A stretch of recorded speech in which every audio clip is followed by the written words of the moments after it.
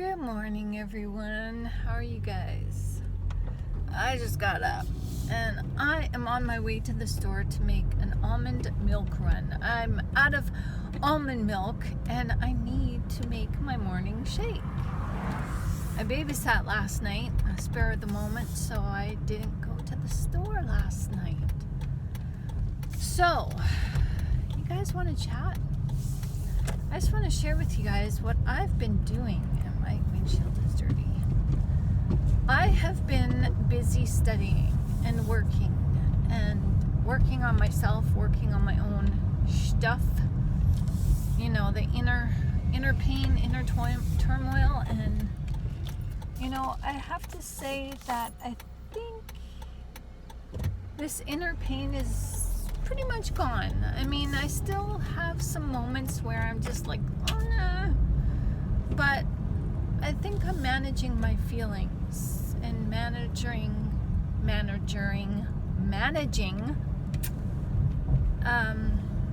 my reactions better. So with me, I may not react on the outside, I just may stay quiet, but inside I'm that boiling kettle, so when oh my gosh, I've discovered some amazing things about trauma. I had no idea. I have some people in my life whom are sick. They have cancer, they have diabetes, they have heart problems, blood pressure, high blood pressure, cholesterol. And I'm noticing that, okay, it's not just because of this. Our health issues in society is epidemic. And it turns out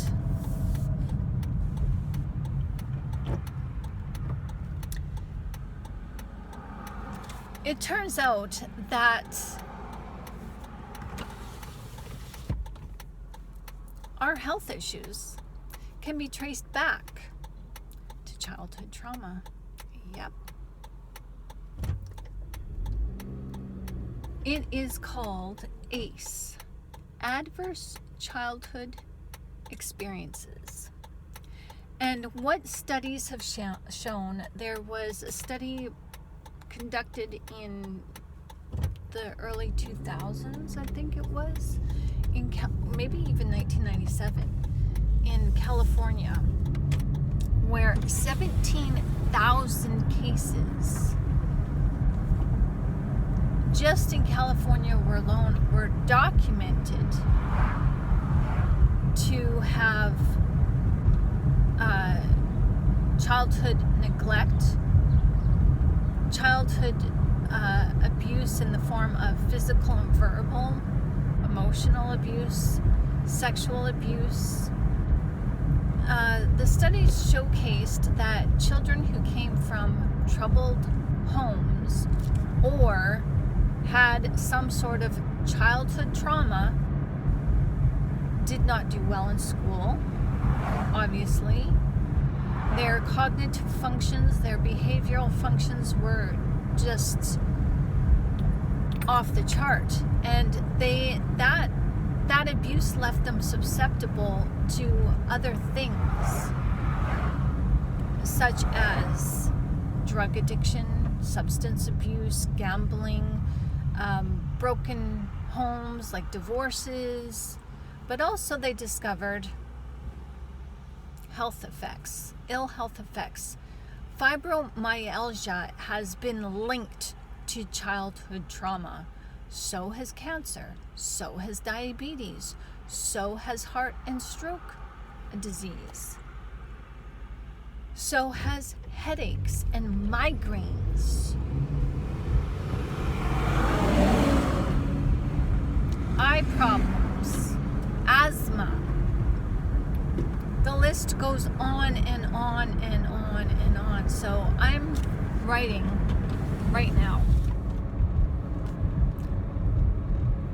You can call it a course or study, whatever you want, but I'm putting together a commentary, a booklet for you guys to read, because I'm taking this to the Bible, and the Bible has a lot to say. It's amazing.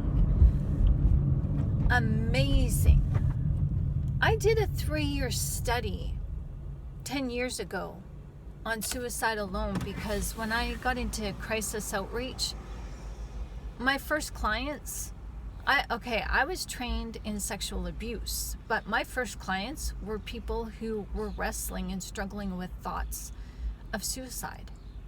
So I took 3 years and I just dissected the Bible left, right, and center and took it to the Hebrew word to find answers to alleviate the struggle of suicide. And the Bible has an answer for everything. And I am so encouraged. I am so amazed. My mind has just been blown.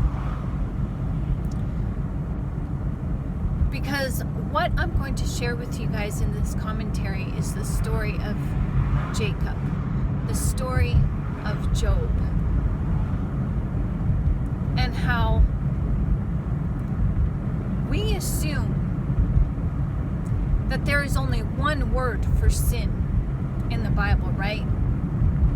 No, there's 6. 6 words to differentiate between the different various toxic ways of sin. It's very interesting, so I'm excited to share that with you. So, how this came about is, maybe you haven't listened to my other video that I had.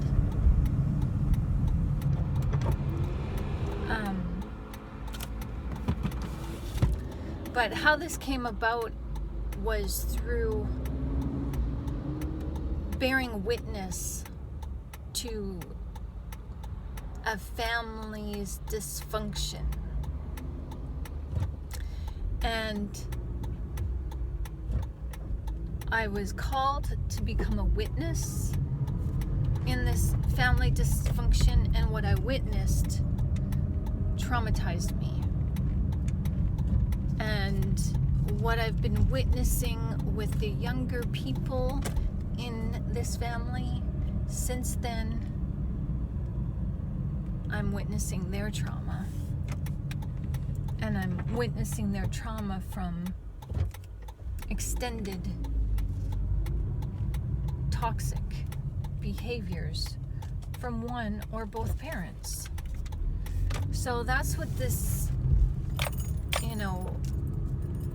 this video is to share with you, that, we who have been traumatized as children, it leaks out when you want to say you forgive your parents, you want to forgive the past. I mean, preachers teach this all the time, that the old is new. Once you believe in Jesus, then the past is forgotten about. No, it's not. It leaks out.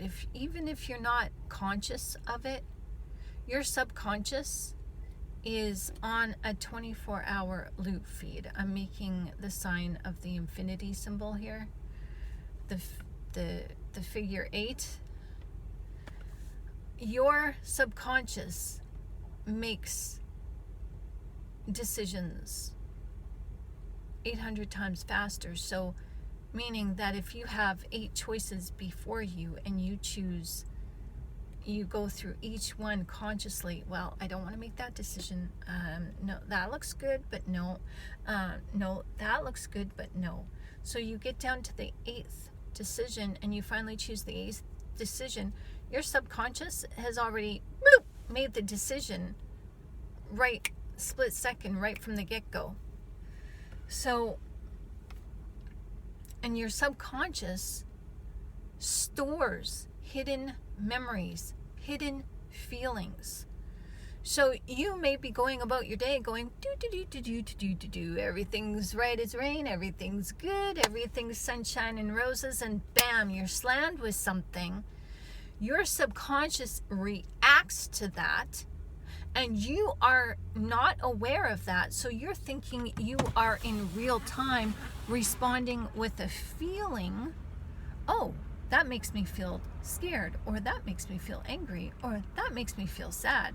When in actuality, the subconscious is drawing out hidden emotion that is familiar to you based on the current event, and your feeling is provoked, but also the emotion, the hidden emotion that you've already expressed and already experienced in a similar type situation of your past is also brought up.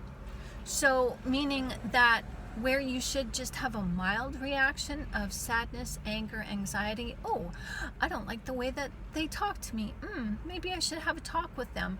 No, instead, your emotions from the past, your subconscious brings up, and you're flaming fire inside, and you're like, oh, how dare they talk to me like that?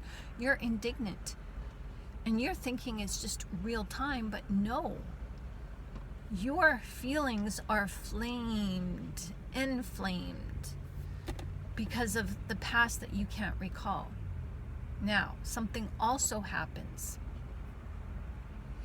Just because you can't recall doesn't mean everything's okay, right as punch. No. You have trauma in your body. Your cells have memory. Research water memory. Your body is 97% water. Water responds to negative and positive influence. And what that means is your body holds emotional memory. And emotional memory evokes chemical reactions in your brain. Serotonin release, cortisol release. Cortisol is a stress hormone. And if your mind, subconscious, is always gearing up for stress, always getting ready, because that's what your feelings are. Your feelings are the reaction, the fight or flight reaction to respond to threats, either physical or emotional. And so your subconscious is always in that heightened state of awareness, hypervigilant, you don't know, and you automatically react and respond to situations that are not so bad, but you make a mountain out of a molehill because of historical feelings and emotions of the experiences you've had in the past. And your mind, your brain, chemically produces the cortisol, the stress hormone. But if your mind, your subconscious, is always hypervigilant, then you've always got cortisol going on. You've always got this fight or flight response in the back of your mind ready to go, like the boxer, always ready, standing in the corner, hands up, always like bouncing from one foot to the other. You can't just stand still. Your mind, your subconscious, is always ready to go for the jab, always. And this has adverse effects on your health. And studies have shown that children who have experienced trauma from their childhood, whether it be a narcissist or an empathetic person, doesn't matter. We all have had childhood trauma. It's just the narcissist deals with it differently because they have no filter of empathy. They have no love in them, so they filter their trauma differently. And so what happens to the child grows up to adulthood, and you've got all these hidden feelings, all this trauma laying down on the surface, and you do the best that you can, but all of a sudden the doctor gives you a diagnosis of you got diabetes. Well, why? It's not just genetic. It's ill eating habits. It's bad habits that you put on your person. You anorexia, binge eating, emotional eating. These contribute to your ill health effects on your body. Most problems of your body, most of them, when it comes to heart attack and strokes, when it comes to high blood pressure, diabetes, osteoporosis, bursitis, arthritis, muscle pain, a lot of that can be alleviated by having a healthy diet. These are not my words. You can research it yourself. The health industry, the fitness industry, all says the same thing. And so when you begin to address the issue, the mental and the emotional, mental, and the heart issue, when you begin to deal with these traumas, these historical traumas from cognitive behavioral therapies, by eliciting healthy modalities to heal yourself, you will find that many of these physical effects you feel, the stiffness in your joints, the stiff muscles, the headaches, the alopecia, the rashes, the high blood pressure, the chronic pain, the cancer.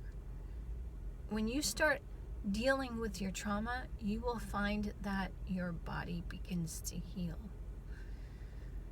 So I'm working on addressing this issue with a huge commentary that I'm so excited to share with you, because taking this insight to the Bible, suddenly when God says, hopelessness rots the bones, the Bible is full of little anecdotal messages like that bring our spirit and our body functions together. So you can't have one without the other.